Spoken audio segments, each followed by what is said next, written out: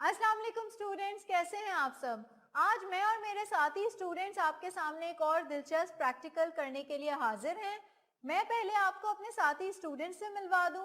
मेरे साथ मौजूद हैं मोहसिन, इमरान और फरीना। मिस, क्या मैं आपसे कुछ पूछ सकता हूँ? जी मोहसिन, जरूर पूछिए। मिस, मेरे भाई घूमने फिरने और कैंपिंग के लिए मरी गए थे। वो मुझे बता रहे थे कि जैसे जैसे हम ऊंचाई पर चढ़ते हैं हमें सांस लेने में उतनी ही दुश्वारी होती है। मिस, ऐसा क्यों होता है? मोहसिन, जब हम सतह समंदर से ऊंचाई की जानिब बढ़ते हैं तो ऑक्सीजन की मिकदार कम होती चली जाती है, जिसकी वजह से हमें सांस लेने में दुश्वारी होती है और हमारा ब्रीदिंग रेट भी बढ़ जाता है। मिस, ये ब्रीथिंग रेट क्या होता है? इमरान, 1 मिनट के दौरानिये में हम जितना सांस अंदर लेते और बाहर निकालते हैं उसे ब्रीदिंग रेट कहा जाता है। जी मिस, मुझे याद आया। मैंने बायोलॉजी की किताब में पढ़ा था कि एक नॉर्मल शख्स सुकून की हालत में 1 मिनट में 12 से 15 मरतबा सांस लेता है। जी बिल्कुल ठीक। और स्टूडेंट्स, आपको एक दिलचस्प बात बताती चलूं कि न्यू बॉर्न बेबीज का average breathing rate 30 to 40 breaths per minute होता है और उम्र बढ़ने के साथ साथ उनका ब्रीदिंग रेट कम होता जाता है, यानी कि 12 to 15 ब्रीथ्स पर मिनट हो जाता है। जैसे जब मैं फुटबॉल खेलता हूँ तो मेरा सांस बहुत फूलता है, तो क्या उस वक्त मेरा ब्रीथिंग रेट भी बढ़ जाता होगा? जी हाँ, जब हम कोई भाग दौड़ वाला काम करते हैं तो हमारे जिस्म को ज्यादा ऑक्सीजन की जरूरत होती है, जिसकी वजह से हम तेजी से सांस लेते हैं और हमारा ब्रीदिंग रेट बढ़ जाता है। स्टूडेंट्स, आइए आज के प्रैक्टिकल में देखते हैं कि किसी भी एक्टिविटी के मुख्तलिफ लेवल्स का हमारे ब्रीदिंग रेट पर क्या असर पड़ता है। लेकिन उससे पहले ब्रीदिंग और रेस्पिरेशन से मुतालिक एक एनिमेशन देखते हैं। ब्रीथिंग यानी सांस लेने के दौरान हम हवा को फेफड़ों के अंदर खींचते और बाहर निकालते हैं। सांस अंदर खींचने के अमल को इनहेलेशन, जबकि बाहर निकालने के अमल को एक्सहेलेशन कहा जाता है। और इस अमल के दौरान हवा और खून के दरमियान गैसेस का तबादला होता है। हमारे फेफड़े इनहेल की गई हवा में से ऑक्सीजन हासिल करके जिस्म में मौजूद खून में शामिल कर देते हैं और इसी तरह खून में मौजूद कार्बन डाइऑक्साइड को हवा में शामिल कर देते हैं। फेफड़ों में कैपिलरीज यानी खून की बारीक नालियां और एयर सैक्स यानी हवा की छोटी छोटी थैलियां होती हैं, जिन्हें अल्वियोली कहते हैं। जब हवा अल्वियोली में पहुंचती है तो ऑक्सीजन अल्वियोली से निकलकर कैपिलरीज में चली जाती है और जब हम सांस बाहर निकालते हैं तो कार्बन डाइऑक्साइड कैपिलरीज से गुजरकर अल्वियोली में आ जाती है, जिसे हम सांस के जरिए एक्सहेल कर देते हैं।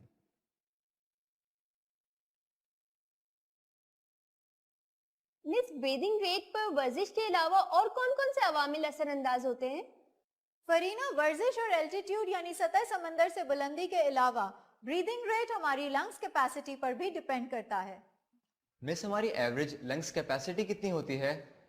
इमरान, एक एडल्ट शख्स की एवरेज लंग्स कैपेसिटी 5 लीटर होती है, लेकिन वो तमाम लोग जो पहाड़ी इलाकों में रहते हैं उनको ज्यादा ऑक्सीजन की जरूरत होती है, इसलिए उनकी लंग्स कैपेसिटी ज्यादा होती है। जैसे कि मरी में रहने वाले लोगों की लंग्स कैपेसिटी लाहौर में रहने वाले लोगों से ज्यादा होगी।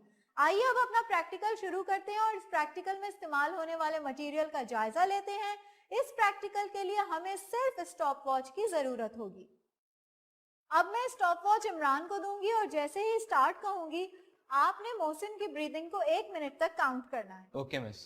जी students, start counting.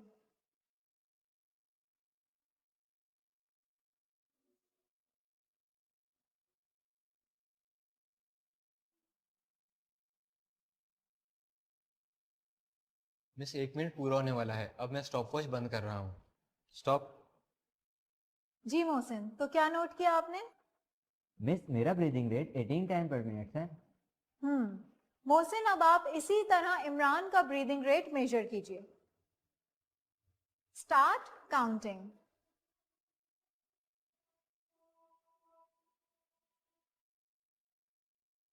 Miss, 1 minute पूरा होने वाला है, अब मैं स्टॉप वॉच बंद कर रहा हूँ। स्टॉप। मिस, मेरा ब्रीथिंग रेट 16 टाइम्स पर मिनट है। यानी हम ये कह सकते हैं कि सुकून की हालत में एवरेज ब्रीदिंग रेट 17 टाइम्स पर मिनट है। अब इमरान, आप 5 मिनट तक यहाँ वॉक कीजिए और मोहसिन आप ग्राउंड में जाइए और 5 मिनट तक दौड़ लगाकर वापस आइए। आप दोनों स्टॉप वॉच साथ ले लें। जब आप दोनों के 5 मिनट पूरे हो जाएंगे तो हम आपका ब्रीदिंग रेट काउंट करेंगे। Okay miss.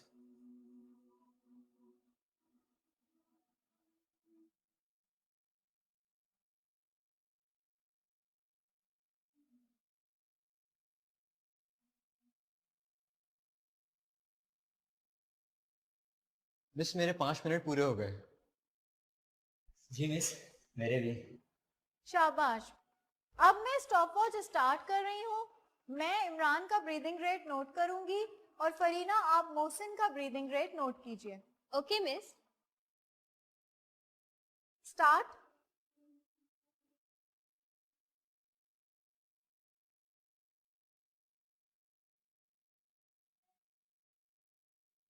स्टॉप। मिस मेरा breathing rate 38 breaths per minute है। मिस मेरा breathing rate 25 breaths per minute है। स्टूडेंट्स, इस सरगर्मी से हम ये नतीजा अखज़ कर सकते हैं कि जब हम हल्की फुल्की वर्जिश में मसरूफ होते हैं तो हमारा ब्रीदिंग रेट नॉर्मल रेट से बढ़ जाता है, और जैसे जैसे हम वर्जिश तेज करते जाते हैं हमारा ब्रीदिंग रेट बढ़ता चला जाता है। मिस फिर तो एथलीट का ब्रीदिंग रेट बहुत ज्यादा होता होगा। नहीं मोहसिन, एथलीट्स बहुत ज्यादा वर्जिश करते हैं, यही वजह है कि इनका स्टेमिना बहुत ज्यादा होता है और इनको इतनी आसानी से सांस नहीं चढ़ता। बिल्कुल सही फरीना। एथलीट्स का रेस्टिंग ब्रीदिंग रेट और वर्जिश के बाद वाला ब्रीदिंग रेट दोनों आम लोगों से कम होते हैं। आइए स्टूडेंट्स अब इस प्रैक्टिकल का रीकैप करते हैं। आज के प्रैक्टिकल में हमने सुकून की हालत में और वर्जिश के बाद ब्रीथिंग रेट में जाहिर होने वाले फ़र्क को कंपेयर किया। सबसे पहले हमने पुरसुकून हालात में ब्रीथिंग रेट काउंट किया और फिर वर्जिश करने के बाद ब्रीथिंग रेट काउंट किया। हमने ये नतीजा अखज़ किया कि वर्जिश करने की वजह से ब्रीथिंग रेट बढ़ जाता है।